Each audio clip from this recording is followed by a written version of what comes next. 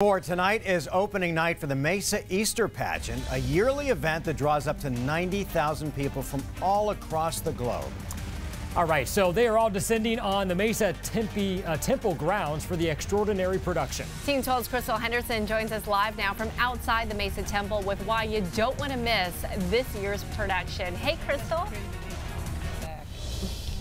Hey there, guys. I'm sitting with Glenna from Utah. Now, you've been claiming your chair since 1:30 this afternoon. There are 10,000 chairs here. Why get here early? Well, I drive a little motorhome, and so I need to have it parked before the traffic gets bad.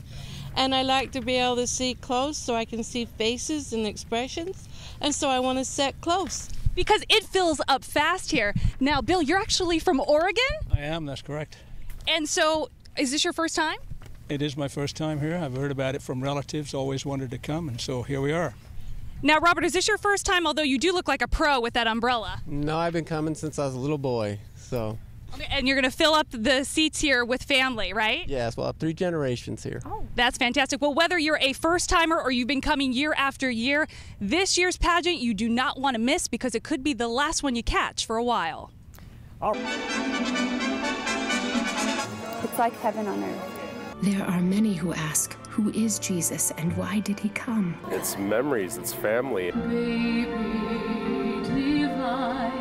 I grew up watching the pageant. If I wasn't watching it, I was in it. But you need to hear the story from the beginning. What started as an Easter sunrise service on a cotton wagon 90 years ago has evolved into this 500-plus cast member show spectacular, the largest annual outdoor Easter pageant in the world. We've come for many years, and now one of our first dates. One of our first dates, yeah. And now to come back with our family and portray these sacred scenes is a special thing for our family. They've been rehearsing for weeks, planning for months, but some things take a miracle. There's a scene in the pageant where they offer a sacrifice, and it has to be a little white lamb. And then they take a lamb to see baby Jesus. And for those 2 scenes, at least, they need a lamb. Lee Pace's family has been raising sheep for the pageant for nearly 20 years. And somehow, every year, right before the pageant, a baby lamb is born. And this year, a double blessing. 2 sets of twins. These 2 lambs were born about 2.5 weeks ago. And then these 2 right here, they're both little girls, and they were born 3 days ago. The 1-hour celebration goes beyond the stage. It's a season. When I start smelling orange blossoms or I feel the cool grass or a cool evening, I start thinking about pageant. It's kind of a reaction I have. There is something that we call post-pageant depression, where we're so used to coming up here and we make family with a lot of these cast members and we enjoy seeing one another. And every year that it's over, we're exhausted. And for probably a day or 2, we're grateful that it's over, that we can get back to life, so to speak. But after that, we're just looking forward to being able to dive right back into it and enjoy it again. But next year, that won't be happening. This year is going to be very, very special. The temple is actually closing for renovation for a couple of years.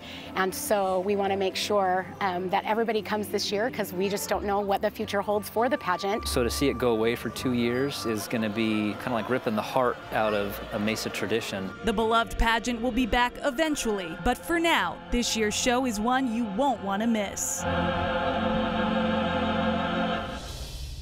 So come take a seat next to me. The celebration starts at 8 o'clock sharp, and the pageant runs from tonight through Friday with a special Spanish performance on Saturday, and the pageant picks right back up again next Tuesday through Saturday. Live in Mesa, back to you in the studio.